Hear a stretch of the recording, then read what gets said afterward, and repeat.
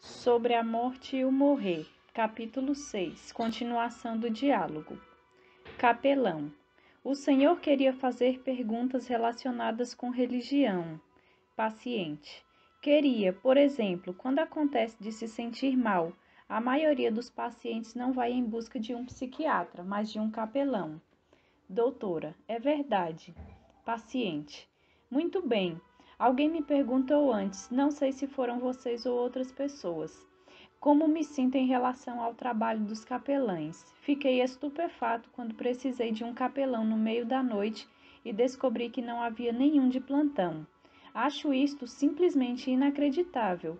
Quando é que mais se precisa de um capelão? É sobretudo à noite, podem crer. É quando a gente se vê de luvas de boxe enfrentando a si mesmo.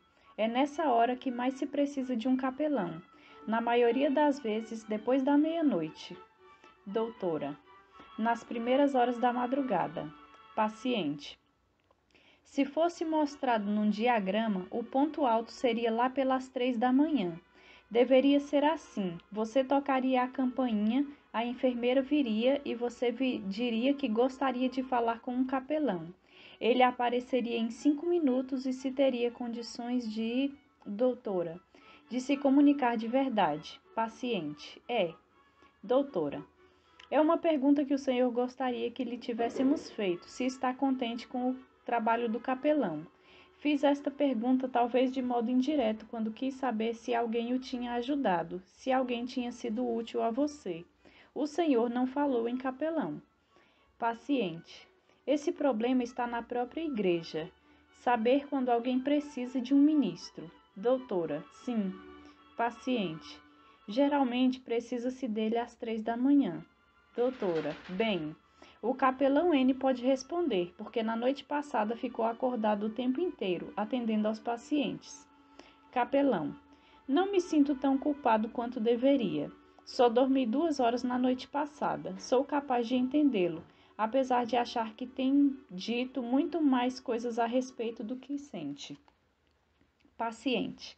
Acho que nenhuma outra coisa deveria ter precedência sobre esta. Capelão.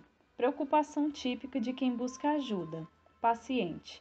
Claro, o ministro presbiteriano que casou meus pais era desse tipo de homem. Nada o feria. Encontrei-o com 95 anos, com a audição boa como sempre, a vista boa como sempre, o aperto de mão como de um homem de 20 anos. Capelão. Isto é símbolo também de algumas decepções que o senhor teve. Doutora. Também faz parte do seminário descobrir essas coisas, para podermos ser mais eficientes. Paciente. Tudo bem. No caso dos ministros, acredito que haja menos chance de um encontro quando se precisa deles do que no caso de um psiquiatra, o que é peculiar, pois supomos que o ministro não seja remunerado, ao passo que o psiquiatra supomos que só atenda por uma certa quantia. Portanto, temos aí um cidadão que ganha dinheiro durante o dia, à noite, a hora que quiser, bastando apenas um acordo para que atenda também de noite. Agora, tente arrancar o ministro da cama durante a noite. Capelão. Está me parecendo que sofreu decepções com religiosos. Paciente.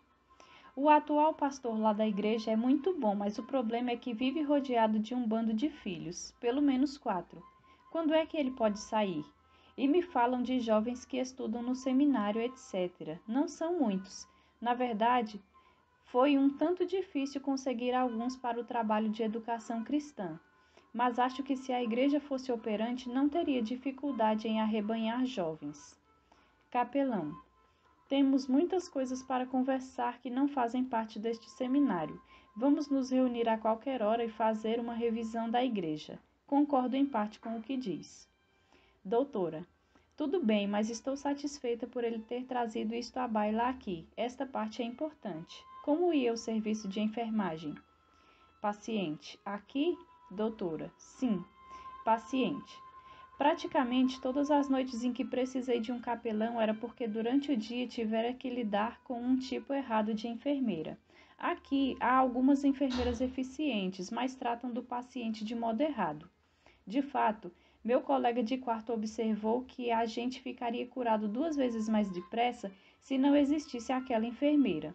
Ela briga o tempo todo. Sabe lá o que é isso? A gente pede. Me ajude a comer por causa da úlcera e dos problemas de fígado, etc. e tal. Ela responde: estamos ocupados demais. Comer depende de você. Se quiser comer, coma. Se não quiser, não coma.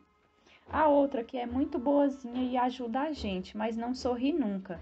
Para uma pessoa como eu, que geralmente está sorrindo e tem como característica a boa vontade, é meio triste olhar para ela. Ela vem toda noite, mas não dá nenhum sorriso. Doutora: como está seu colega de quarto? Paciente: não tenho tido oportunidade de conversar com ele desde que começou o tratamento respiratório. Por outro lado, imagino que esteja indo muito bem, pois ele não tem tantos distúrbios diferentes como eu. Doutora: reparou que no começo desta entrevista o senhor estipulou 5 ou 10 minutos, alegando que ficaria cansadíssimo? Pode continuar sentado confortavelmente? Paciente: pois é, acontece que estou bem.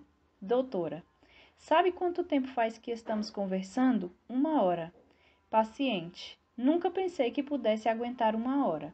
Capelão: estamos preocupados em não cansá-lo demais. Doutora: sim, acho realmente que deveríamos parar agora. Paciente: acho que já falamos sobre muitas coisas. Capelão: virei vê-lo à hora do jantar, antes de ir embora. Paciente: às 6 horas? Capelão: entre 5h30 e 6 horas, mais ou menos. Paciente: ótimo. Assim o senhor pode me ajudar a comer, pois a enfermeira é bem ruim. Capelão: certo. Doutora: gratos por ter vindo. Gostamos muito. A entrevista com o Sr. H é um bom exemplo do que chamamos de entrevista de porta aberta. O pessoal do hospital o considerava um homem sisudo e não comunicativo, e o seu palpite era que ele não concordaria em conversar conosco. Foi logo advertindo no começo da sessão que teria um colapso se ficasse sentado mais do que 5 minutos. Entretanto, após 1 hora inteira de conversa, relutava em ir embora, mostrando-se bem disposto física e emocionalmente. Sua preocupação eram as perdas pessoais, sendo a mais séria a morte da filha, longe de casa. Contudo, o que mais o magoava era a perda da esperança. Foi o que contou primeiro, falando de como o médico lhe comunicara a doença. Não me deram nenhuma esperança. O médico me disse que seu pai se submeterá à mesma intervenção cirúrgica no mesmo hospital, com o mesmo cirurgião, e morrera 1 ano e meio depois, com a mesma idade, sem ter conseguido recuperar-se. E o que eu poderia fazer era esperar pelo amargo fim. O Sr. H não desistiu e internou-se em outro hospital, onde lhe deram esperança. Mais adiante, expressa outro sentimento de falta de esperança, isto é, a impossibilidade de ver sua mulher compartilhar alguns de seus interesses e valores da vida. Sempre fizera com que se sentisse um fracassado, culpado pela falta de aproveitamento dos filhos, por não trazer bastante dinheiro para casa. Ele sabia muito bem que era tarde demais para satisfazer os anseios e as expectativas dela. À medida que se sentia mais fraco e incapaz de trabalhar, rememorando sua vida passada, conscientizava-se ainda mais da discrepância entre os seus valores e os dela. O abismo parecia tão profundo que a comunicação se tornara quase impossível. Tudo isto aconteceu a esse homem durante o luto pela morte da filha, que reavivou a tristeza sentida pela morte dos pais. Pelo que falou, sentimos que foi tanto sofrimento que não podia acrescentar mais tristeza, deixando suspenso um diálogo que talvez lhe proporcionasse uma sensação de paz. Havia um sentimento de orgulho em toda essa depressão, um sentimento digno, apesar da falta de reconhecimento de sua família. Deste modo, não nos era possível ajudar, apenas desejar servir de instrumento numa conversa final entre ele e sua mulher. Finalmente, entendemos por que a equipe hospitalar ignorava até que ponto o Sr. H estava ciente de sua doença. É que ele não pensava tanto no câncer quanto na revisão do significado de sua vida, buscando meios para dividi-la com a pessoa mais importante, sua mulher. Sua profunda depressão não se devia à doença incurável, mas a não ter terminado o luto pela morte de seus pais e filha. Quando já existia muita dor, não se sente tanto quanto uma dor nova atinge um corpo sadio. Entretanto, sentíamos que aquela dor poderia ser aplacada se encontrássemos meios de comunicar tudo isto à senhora H.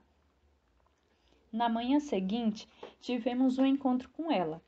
Era uma mulher forte, potente, sadia, enérgica, como ele havia descrito. Confirmou quase tintim por tintim tudo o que ele havia dito um dia antes. A vida continuará a mesma quando ele deixar de existir. Ele era fraco, não podia nem cortar a grama porque seria capaz de desmaiar. Os homens da fazenda eram um tipo bem diferente, musculosos e fortes. Trabalhavam de sol a sol e ele não se interessava nem em ganhar dinheiro. Sim, ela sabia que ele teria pouco tempo de vida, mas não podia levá-lo para casa. Planejava interná-lo numa clínica particular, onde iria visitá-lo. Dizia tudo isto num tom de mulher ocupada, atarefada com muitas outras coisas e que não podia ser perturbada.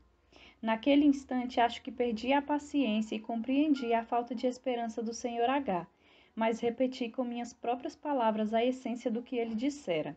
Resumi brevemente que o Sr. H. não preenchera as expectativas dela, que realmente não era muito bom em muitas coisas e que não seria pranteado quando morresse. Repassando a vida dele, poderíamos perguntar se havia nela algo que o fizesse ser lembrado. De repente, ela me fitou e, com voz cheia de sentimento, quase gritou: "O que é que a senhora quer dizer? Ele foi o homem mais honesto e mais fiel do mundo." Ficamos mais alguns minutos e contei alguma coisa do que ouvíramos na entrevista. A senhora H. admitiu que jamais tinha pensado nele nestes termos e se dispôs a dar um voto de confiança às qualidades dele. Voltamos juntas ao quarto do paciente e ela mesma transmitiu o que conversáramos no consultório. Jamais esquecerei o rosto pálido do paciente afundado no travesseiro, o olhar interrogativo, a expressão de admiração, como a perguntar se conseguiríamos dizer tudo. Então, seus olhos brilharam ouvindo sua mulher dizer: "E eu disse a ela que você era o homem mais honesto e mais fiel do mundo, difícil de se encontrar hoje em dia. E que, voltando para casa, vamos passar pela igreja e apanhar algum trabalho que tem tanto significado para você. Servirá para distraí-lo nos próximos dias." Havia certo calor, autêntico em sua voz ao falar com ele e prepará-lo para deixar o hospital. "Jamais a esquecerei enquanto viver", disse-me quando deixei o quarto. Sabíamos ambos que não seria por muito tempo, mas a essa altura isso pouco importava.